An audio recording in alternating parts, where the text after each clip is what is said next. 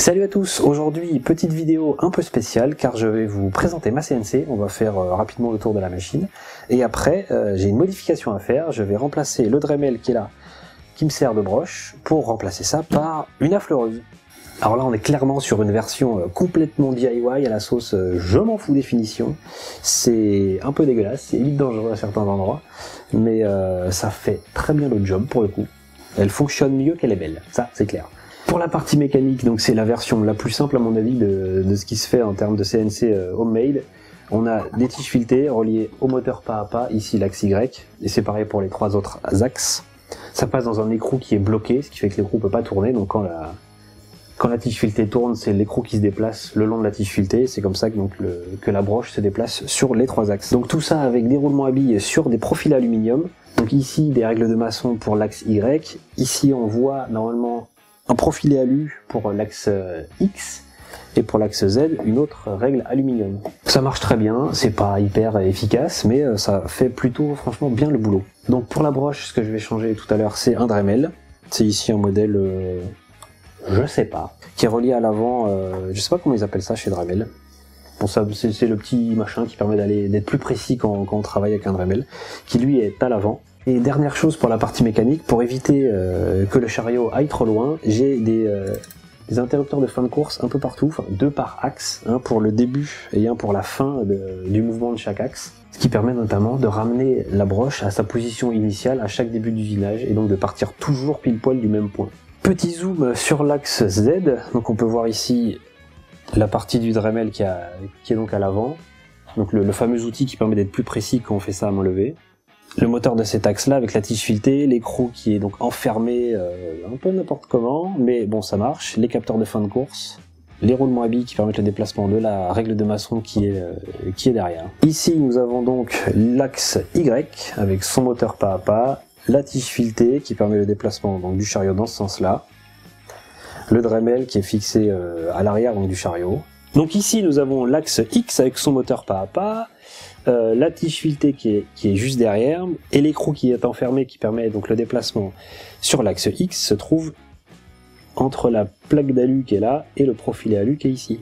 Voilà, et si je fais ça, on peut voir ici le capteur, je sais pas si vous voyez bien, le capteur de fin de course. On voit aussi le profilé alu et là donc un double roulement à billes qui permet donc le déplacement dans ce sens-là. Sachant que des roulements à billes, il y en a aussi à l'intérieur, ce qui évite au chariot donc de bouger trop latéralement et donc d'avoir un bon maintien. Donc petit zoom sur le dessus où on voit ici la règle de maçon pour l'axe Z avec les roulements à billes à l'arrière, il y a des roulements à billes sur les côtés, il y en a aussi devant comme ça bouge pas, c'est nickel.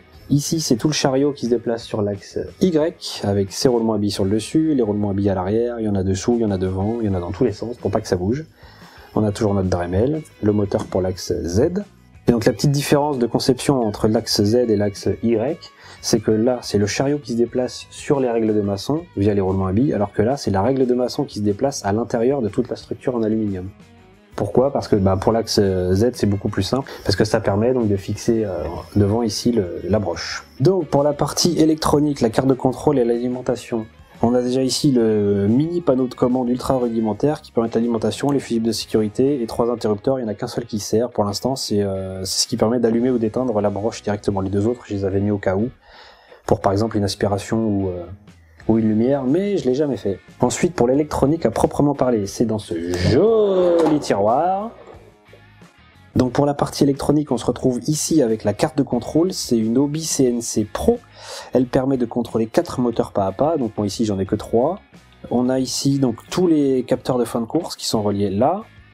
La carte électronique est reliée en parallèle à l'ordinateur, c'est une vieille techno, c'est un peu chiant parce que ça m'oblige à utiliser du vieux matos plutôt que d'utiliser un ordi portable avec USB, ce serait plus simple, mais avec cette carte là c'est pas possible, bon c'est pas très grave. Du moment que ça fonctionne, et ça fonctionne très bien. Donc pour la partie alimentation, j'aurais pu je pense acheter directement une Dali, mais j'avais envie de m'embêter, ce qui fait que je l'ai fait plus ou moins moi-même, avec ici le pont de diode, le transfo, le gros condensateur qui permet d'alimenter la carte directement. Donc pour la partie logicielle maintenant, on range ce bazar, et ça se passe en dessous. Pour la partie pilotage, c'est assez simple, j'ai trouvé une distribution Linux qui s'appelle Linux CNC. Dessus est préinstallé le logiciel EMC2 qui permet de piloter une CNC, donc ça c'est son interface. C'est assez simple à prendre en main. On a ici en temps réel l'aperçu de ce qu'on est en train d'usiner avec le cône ici représente la fraise. On a tout un tas de raccourcis clavier qui nous permettent donc de démarrer ou arrêter l'usinage. Et on peut aussi piloter directement... alors là vous voyez pas mais ça se déplace. On peut piloter directement la CNC avec les touches du clavier. Et donc pour les fameux capteurs de fin de course dont je parlais tout à l'heure, un simple contrôle origine. Ça nous demande si on veut vraiment réinitialiser la machine, on fait entrer, et là ça travaille tout seul.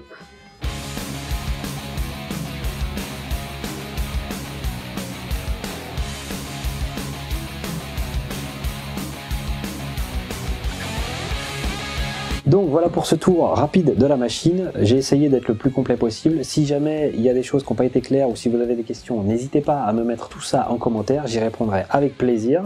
Donc ce qu'il me reste à faire maintenant, c'est d'enlever le Dremel pour y mettre la fleureuse. Je pense pas que je vais laisser celle que j'ai là vraiment sur la CNC parce qu'elle risque de cramer assez vite. Par contre, je pense que j'y mettrai autre chose plus tard, quelque chose d'un peu plus costaud. Mais en attendant, ça me permettra d'avoir le diamètre pour fabriquer les deux pièces qui me permettront de fixer la fleureuse à la place du Dremel. Donc, c'est parti!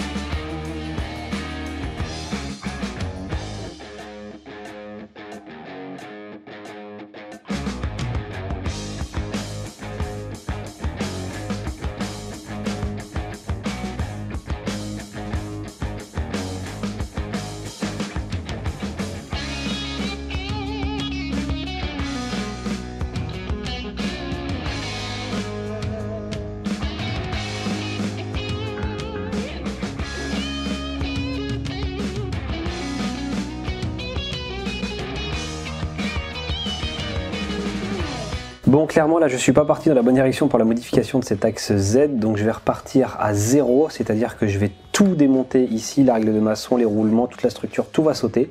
Je vais garder que l'axe Y comme il est là. Et ce que je vais faire, c'est pour remplacer le système roulement à billes et règle de maçon, je vais utiliser ces rails de guidage qui seront bien plus pratiques et efficaces que ce qui est actuellement en place. Et pour fixer la fleureuse, ce bloc d'aluminium, il va falloir que je perce ici pour le fixer, mais bon ça c'est pas très grave. Ça sera bien plus efficace aussi que les machins que vous m'avez vu fabriquer en bois là juste avant qui sont vraiment pas terribles. Donc je démonte tout, je mets ça à la place et ce sera sûrement beaucoup mieux.